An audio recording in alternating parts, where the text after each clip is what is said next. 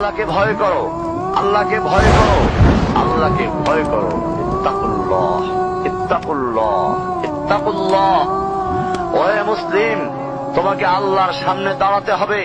তোমার হিসাব নেওয়ার জন্য আল্লাহই যথেষ্ট, যিনি সব জানেন।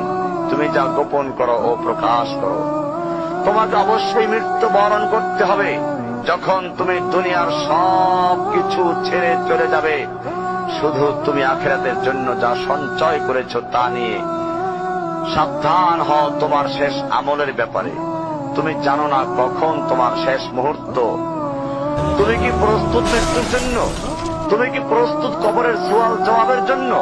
তুমি কি প্রস্তুত ভয়াবহ কিয়ামতের জন্য, হাসরের ময়দানের জন্য, হিসাব নিকাশের জন্য, আল্লাহকে জবাব দেওয়ার জন্য, মিজানের জন্য?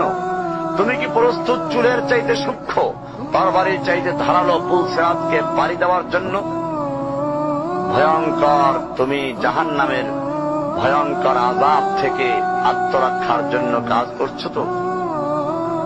যার ইন্ধন মানুষ এবং পাথর, যার আগুন ভয়ঙ্কর উত্তাপ সম্পন্ন কালো বর্ণের, যা হৃদয় পর্যন্ত জ্বালিয়ে দেবে, এমন উত্তপ্ত পানি যা নাড়ি ভুঁড়িকে বের করে দিবে।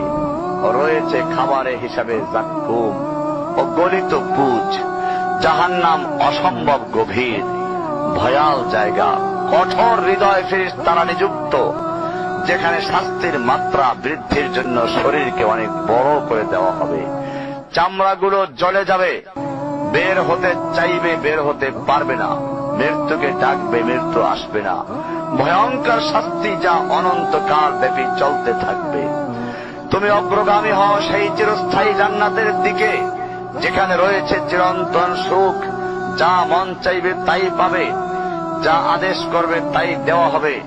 জেনে রেখো, দুনিয়ার চাওয়া পাওয়ার পূর্ণতার স্থান নয়। দুনিয়া চাওয়া পাওয়ার পূর্ণতার স্থান নয়।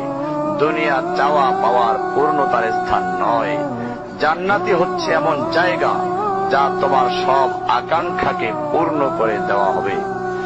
চির কিশোর সেবকগণ, চির যৌবনা সঙ্গিনীগণ, ফল মূল, গোশত, দুধের মধুর শরাবের নহর, উত্তম বাসস্থান ও বিছানা, চির আরাম, চির যৌবন, চির সুখ। অসংখ্য নেয়ামতের মাঝে সবচেয়ে বড় নেয়ামত হবে তুমি আল্লাহকে দেখবে।